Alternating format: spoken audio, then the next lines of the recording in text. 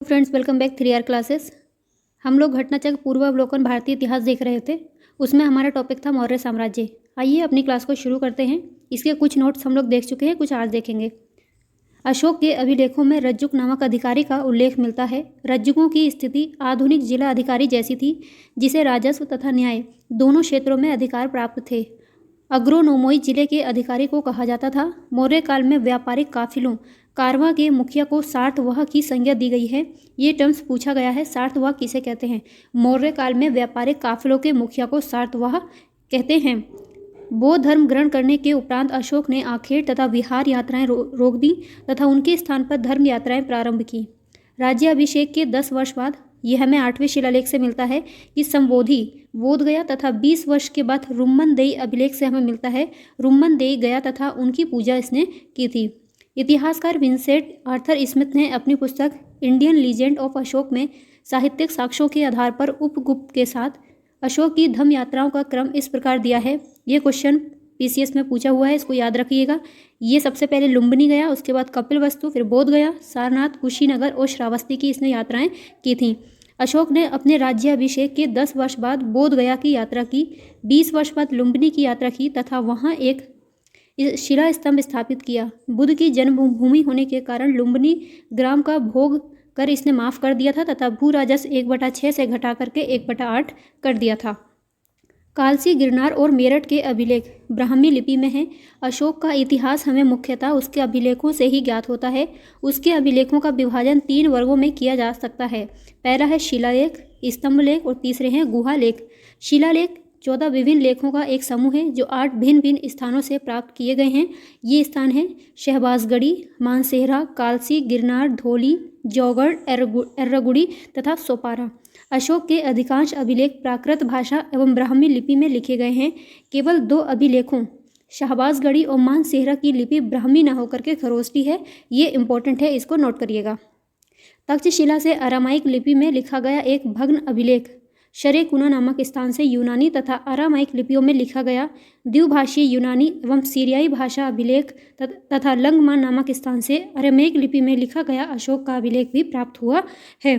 ब्राह्मी लिपि का प्रथम उद्वाचन जो था वो पत्थर की पट्टियों, शिलालेख किसे कहते हैं? जो भी हम लोग लिखते हैं पत्थर के ऊपर जो भी लेख लिखे गए हैं उन्हीं को शिलालेख कहते हैं, पर उत्कीर्ण अक्षरों से किया गया था। इस कार्य को संपादित करने वाले प्रथम विद्वान सर जेम्स प्रिंसेप थे, जिन्होंने अशोक के अभिलेखों को पढ़ने का श्रेय हासिल किया।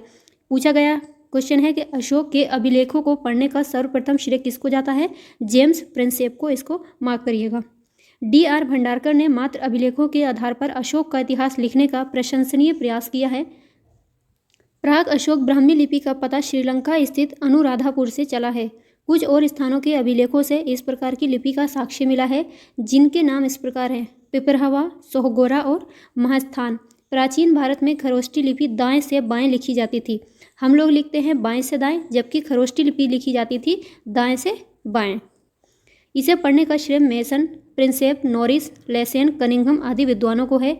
ये मुख्यतः उत्तर पश्चिम भारत की लिपि थी। अशोक का नामोल्लेख करने वाला गुर्जरा लघु शिलालेख मध्य प्रदेश के दतिया जिले में स्थित है। पूछा गया सवाल है कि अशोक का नाम अशोक किस शिलालेख में मिलता है? तो याद रखिएगा गुर्जरा लघु शिलालेख में मिलता है। मास्की, नेत्तूर तथा उड़े गोलम के लेखों में भी अशोक का व्यक्तिगत नाम मिलता है। भाबरू बेराट स्तंभ लेख में अशोक ने स्वयं को मगध का सम्राट बताया है।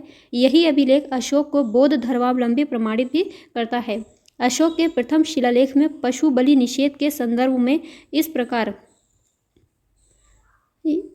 हैं: यहाँ कोई जीव मारकर बलि न दिया जाए और न कोई उत्सव किया जाए। पहले प्रियदर्शी राजा की पाकशाला में प्रतिदिन सैकड़ों जीव मांस के लिए मारे जाते थे, लेकिन अब इस अभिलेख के लिखे जाने तक सिर्फ 3 पशु प्रतिदिन मारे जाते हैं, 2 मोर एवं 1 मृग। इसमें भी मृग हमेशा नहीं मारा जाता, ये तीनों ही भविष्य में नहीं मारे जाएंगे। 5वें स्तंभ लेख में भी अशोक के द्वारा राज्याभिषेक के 26 वर्ष बाद विभिन्न प्रकार के प्राणियों के वध को वर्जित करने का स्पष्ट उल्लेख है। ये याद रखिएगा कौन से लेख में है? 5वें स्तंभ लेख में। अशोक के राज्यकाल की पहली बड़ी घटना कलिंग युद्ध, वेरी इंपॉर्टेंट, मार्क करिएगा। इसमें अशोक की विजय थी। अशोक के 13वें शिलालेख से इस युद्ध के संदर्भ में स्पष्ट साक्ष्य मिलते हैं। बार बार पूछा गया है कि कलिंग युद्ध का जो उल्लेख है वो अशोक के किस शिलालेख में मिलता है, तो याद रखिएगा 13वें शिलालेख में मिलता है। यह घटना अशोक के शासनकाल के 8 वर्ष बाद अर्थात 261 ईसा पूर्व में घटित हुई। इस शिलालेख में उसने कलिंग युद्ध में हुई पीड़ा पर अपना दुख और पश्चाताप व्यक्त किया है। अशोक के दीर्घ शिलालेख 12वां जो शिलालेख है उसमें सभी संप्रदायों के सार की वृद्धि होने की कामना की गई है तथा धार्मिक सहिष्णुता हेतु पालनीय उपाय बताए गए हैं। अशोक के दूसरे और 13वें शिलालेख में संगम राज्य कौन से हैं? चोल, पांड्य, सत्यपुत तथा केरलपुत सहित ताम्रपर्णी श्रीलंका की सूचना मिलती है। मौर्य शासक अशोक के 13वें शिलालेख से ये ज्ञात होता है कि अशोक के 5 यवन राजाओं के साथ मैत्रीपूर्ण संबंध थे, जिनमें से एंटियोक जिसको एंटियोकस सेकंड थियोस सीरिया का शासक था, तुर्मे या तुर्माए जिसको हम लोग टॉलमी सेकंड फिलाडेल्फस मिस्र का राजा था, ये हम लोग बोलते हैं टॉलमी सेकंड। अंतकिनी एंटीगोनस गोनातास मैसिडोनिया या मकदूनिया का राजा, मग साइरीन का शासक था, अलिक सुंदर अलेक्जेंडर एपाइरस या एपिरस का राजा था। गोरखपुर जिले से प्राप्त सोहगोरा ताम्रपर्ण अभिलेख, ये पूछा गया है सोहगोरा कहाँ से अभिलेख मिला है, याद रखिएगा गोरखपुर से। और बांग्लादेश के बोगरा जिले से प्राप्त महास्थान अभिलेख की रचना अशोककालीन प्राकृत भाषा में हुई और उन्हें ईसा पूर्व 3री सदी की ब्राह्मी लिपि में लिखा गया। यह अभिलेख अकाल के समय किए जाने वाले राहत कार्यों के संबंध में है। इस अकाल की पुष्टि जैन स्रोतों से होती है। मौर्य काल में न्यायालय मुख्यतः 2 प्रकार के थे, धर्मस्थीय और कंटक शोधन। धर्मस्थीय दीवानी तथा कंटक शोधन फौजदारी न्यायालय थे। गुप्तचरों को अर्थशास्त्र में गूढ़ पुरुष कहा गया है। अर्थशास्त्र में 2 प्रकार के गुप्तचरों का उल्लेख मिलता है, संस्था अर्थात एक ही स्थान पर रहने वाले तथा संचरा तथा अर्थात इसका मतलब होता है प्रत्येक स्थान पर भ्रमण करने वाले। मेगास्थनीज की इंडिका पूछा गया है, इंडिका किसकी है? मेगास्थनीज की। इंडिका में पाटलिपुत्र के नगर प्रशासन का वर्णन मिलता है। इसके अनुसार पाटलिपुत्र नगर का प्रशासन 30 सदस्यों वाली समितियों द्वारा होता था। इसकी कुल 6 समितियां होती थीं और प्रत्येक समिति में 5 सदस्य होते थे। तीसरी समिति जनगणना का हिसाब रखती थी। वर्तमान में भी ये कार्य नगर पालिका प्रशासन द्वारा किया जाता है। छठी समिति का कार्य बिक्री कर वसूल करना था। याद रखिएगा इसमें 30 सदस्यों वाली समितियां होती थी, 6 समिति थी जिसमें 5-5 सदस्य होते थे। विक्रय कर का मूल्य 10 भाग के रूप में वसूला जाता था। करों की चोरी करने वालों को मृत्यु दंड दिया जाता था। वे नगर के पदाधिकारियों को एस्टिनोमोई कहते हैं, यह कहा जाता था। मेगास्थनीज सेल्यूकस निकेटर द्वारा चंद्रगुप्त मौर्य की राज्यसभा में भेजा गया यूनानी राजदूत था। मेगास्थनीज सेल्यूकस निकेटर के द्वारा भेजा गया था किसके दरबार में? चंद्रगुप्त मौर्य के। कहाँ का राजदूत था? यूनान का। मौर्य युग में नगरों का प्रशासन नगर पालिकाओं द्वारा चलाया जाता था, जिसका प्रमुख नागरिक या पुरमुख्य था। मेगास्थनीज ने तत्कालीन भारतीय समाज को 7 श्रेणियों में विभाजित किया है। पहली है दार्शनिक, कृषक, पशुपालक, कारीगर, योद्धा, निरीक्षक एवं मंत्री। मेगास्थनीज भारतीय समाज में दास प्रथा के प्रचलित होने का उल्लेख नहीं करता है। उसके अनुसार मौर्य काल में कोई भी व्यक्ति ना तो अपनी जाति से बाहर विवाह कर सकता था और ना ही उससे भिन्न कोई भी पेशा अपना सकता था। इतिहासकार स्मिथ के अनुसार हिंदुकुश पर्वत भारत की वैज्ञानिक सीमा थी। अशोक के अभिलेखों में मौर्य साम्राज्य के 5 प्रांतों के नाम मिलते हैं। इन प्रांतों को देखेंगे और उनकी राजधानियाँ क्या थी? उत्तरापथ इसकी राजधानी थी तक्षशिला, अवंतीरठ उज्जैनी इसकी राजधानी थी, कलिंग की राजधानी तोसली, दक्षिणापथ सुवर्णगिरी, प्राच्य या पूर्वी प्रदेश की राजधानी थी पाटलिपुत्र। इसको नोट करिएगा। भाग एवं बलि प्राचीन भारत के राजस्व के स्रोत थे। अर्थशास्त्र से ज्ञात होता है कि राजा भूमि का मालिक होता था। वे भूमि से उत्पादन के 1 भाग का अधिकारी था। इस कर को भाग कहते थे और इसी प्रकार बलि भी राजस्व का एक स्रोत था। मौर्य मंत्री परिषद में राजस्व एकत्र करने का कार्य समाहर्ता के द्वारा किया जाता है। ये शब्दावली भी काफ़ी बार पूछी गई है। समाहर्ता किसे कहते हैं? अंतपाल सीमा रक्षक या सीमावर्ती दुर्गों की देखभाल करता था, जबकि प्रदेष्टा विषयों या कमिश्नरियों का प्रशासक था।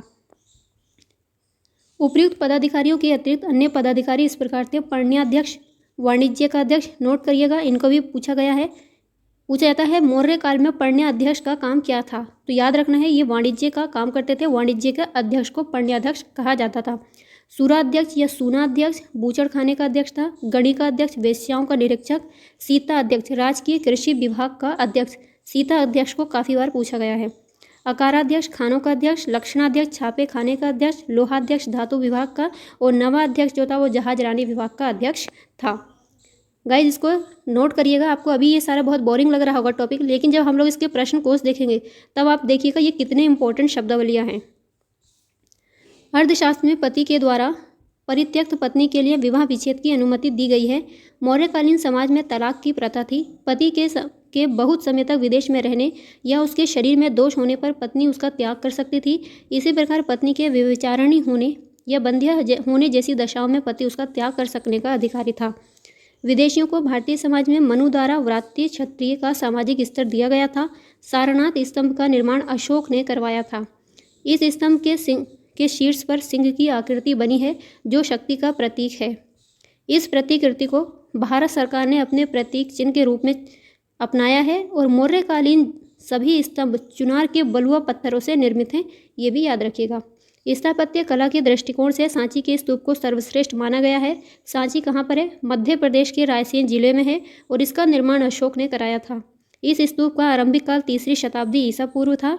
भरहुत का स्तूप मध्य प्रदेश के सतना जिले में स्थित है। सांची तथा भरहुत के स्तूपों की खोज अलेक्जेंडर कनिंघम ने की थी। अमरावती का स्तूप आंध्र प्रदेश के गुंटूर जिले में कृष्णा नदी के दाहिने तट पर स्थित है। कर्नल कॉलिन मैकेंजी ने 1797 ईस्वी में इस स्तूप का पता लगाया था। सारनाथ का धमेक स्तूप गुप्तकालीन है। जो सारनाथ का धमेक स्तंभ है या स्तूप है ये कौन से काल का है? गुप्त काल का, जो बिना आधार के समतल भूमि पर बनाया गया है। बिहार में पटना पाटलिपुत्र के समीप बुलंदीबाग तथा कुम्भहार में की गई खुदाई से मौर्य काल के लकड़ी के विशाल भवनों के अवशेष प्रकाश में आए हैं। इन्हें प्रकाश में लाने का श्रेय स्पूनर महोदय को है। बुलंदीबाग से नगर के परकोटे के अवशेष, कुम्भहार से राजप्रासाद के अवशेष प्राप्त हुए हैं। बुलंदीबाग पाटलिपुत्र का प्राचीन स्थान था। जिस महत्वाकांक्षी व्यक्ति ने 184 ईसा पूर्व में अंतिम मौर्य शासक बृहद्रथ की हत्या करके शुंग राजवंश की स्थापना की थी, वे इतिहास में पुष्यमित्र शुंग के नाम से विख्यात है। फिर से याद रखिएगा, जो मौर्य शासक है, अंतिम मौर्य शासक कौन था? बृहद्रथ। इसकी हत्या करके शुंग वंश की स्थापना की थी पुष्यमित्र शुंग ने। ईसा पूर्व की कुछ शताब्दियों में चंद्रगुप्त मौर्य एवं अशोक के गिरनार क्षेत्र में जल संसाधन व्यवस्था की ओर ध्यान दिया।